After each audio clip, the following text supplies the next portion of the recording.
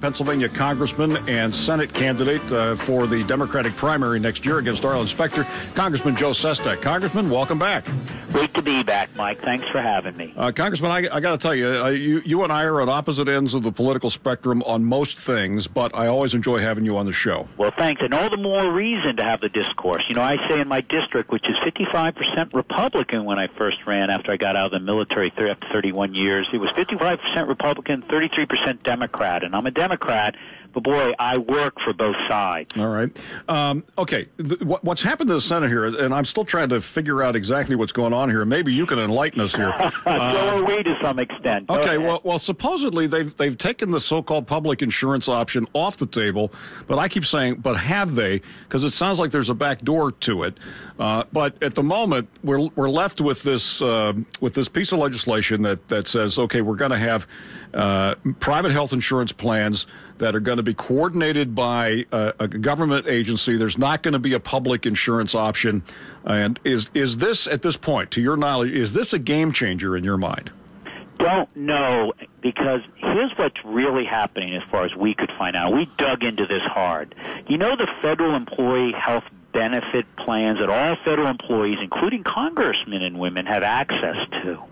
It's sort of like a set of about 20 private plans. And it's run by this, overseen by the OPM, Office of Personnel Management. What they're essentially saying is, we'll let those 40 million uninsured join up into this plan. They could pick any one of these 20 plans that's run by private companies, and they'll each be a national pool. So essentially, that's what they're offering. Now, here's the key question for me. The Congressional Budget Office said that the public option, which you know I'm a strong proponent of, actually would decrease premiums in Pennsylvania and across this nation by 12% by 2016 if we do the public option than if we don't. So we'd have an average premium for an individual about $6,000 by 2016. We'll have it down to about $5,300. It means we don't only slow the growth of health premiums, we decrease them with what they would have been by that period of time. Now, if this other one can do that, we've got to find out. If you notice, they didn't cost it. They just said they're going to send it down to CBO. So we're waiting to see what this means.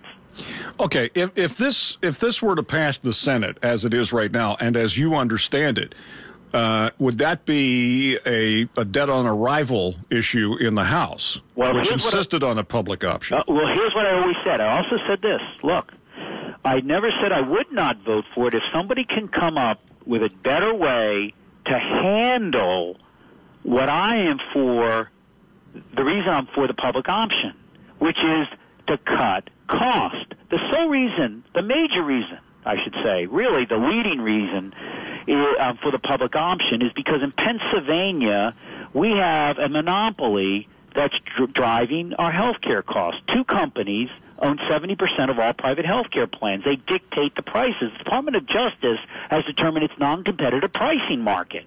So I wanted the public option, which was not government funded. It was by the premiums and co-pays of those who elect to join up, but they don't pay $23 million to a CEO or $70 million severance pays for CEOs like happened in Pennsylvania.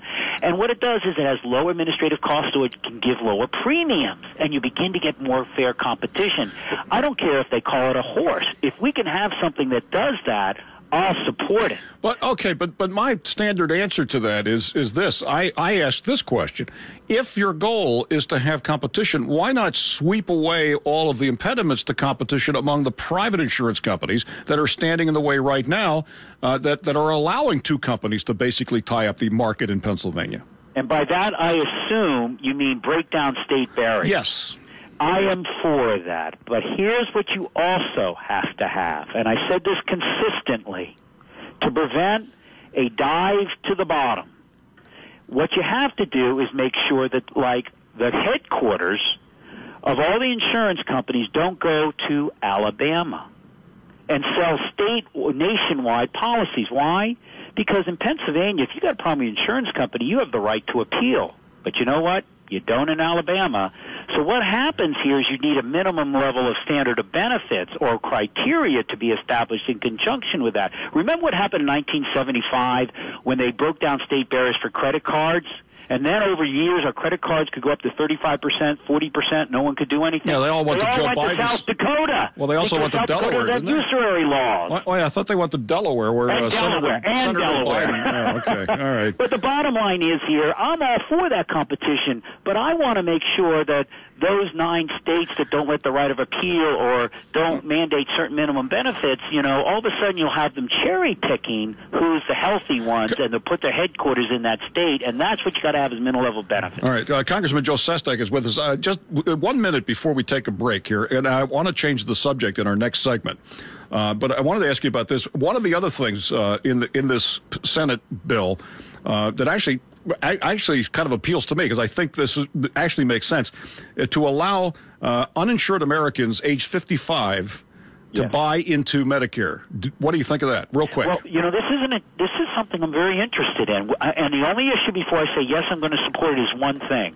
And I want to look at the costing of this, because it does look like it's interesting. What are going to be the co-pays or not? For example, and I have to see what the cost is going to be. As you know, in Part A of Medicare, it's 0 co-pays. And are we going to subsidize the uninsured for co-pays to let them in it? And is it less expensive by doing it this way? So I'm very much, because in Pennsylvania, the reason I'm running against our inspector is we have had 20% increase in job growth since he's been in office, while the rest of the nation has been 50%. So I'm worried about the cost being laid on small businesses and people. If this is a less costly way to get the uninsured covered, I'll be for it. But what they haven't done is said, are these individuals going to be able to afford it? Because right now in Part B, seniors 65 and above pay 20% of the premiums. Okay? Will these individuals be subsidized or not subsidized? Will they have to pay the 20%, the other 80%, which would be $5,000 a year? So I've got to know, or does the government pick it up? So once I know what the cost is, then I can be supportive or not supportive. For me, it's slow down the growth of healthcare costs, relieve the burden by better competition, and that's the key criteria. No one has scored it, and we don't have enough criteria. But I want to be forthright of what I know so far. All right. Congressman Joe Sestak is with us. Coming up, I want to ask him about this USA Today investigation about the meat that is being given to our kids in schools. He's on one of the education committees, and we'll get his opinion on that coming up in just a few moments on News Radio 1020 KDKA. The USA Today had a story, an investigative story today, that indicates that the food, the meats that are being supplied by the USDA to our public schools across the country do not even meet the standards at restaurants like Jack in the Box, KFC, and McDonald's and Burger King and Costco. I mean, to me, that's outrageous. That's the word I used when I read it, outrageous. And my subcommittee does have to do with the school nutrition program. And I have had already one large fight with the agriculture department over school meals and their culture that has been there to resist a change that makes school nutrition much better for students and more available.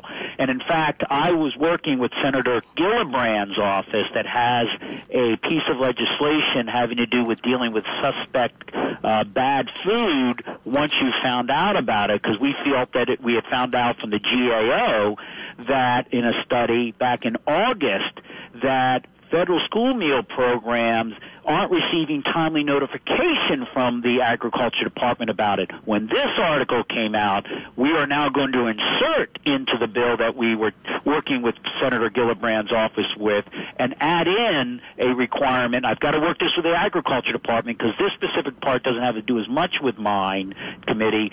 How can we, for school children, vulnerable immunity systems, say we're going to inspect it 1/10 the number of times that we do for the food that goes to Jack in the Box or McDonald's? Unacceptable.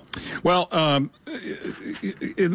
what's interesting about this is, according to the USA article, about 9 years ago, the Agriculture Secretary Dan Glickman had directed the USA to adopt the quote-unquote highest standards for school meat. You know, Mike, this is the reason I'm running for Senate. 31 years in the military, everybody says I learned to be responsible, but you're also accountable for what you say you're responsible for. How many politicians are in Washington, D.C. and say, hey, here's what I'm going to do? and 9 years later nothing happens? Where's the accountability for that? Well, so this is unacceptable. What can you do? You're a member of the it's a long term, but it's an education subcommittee.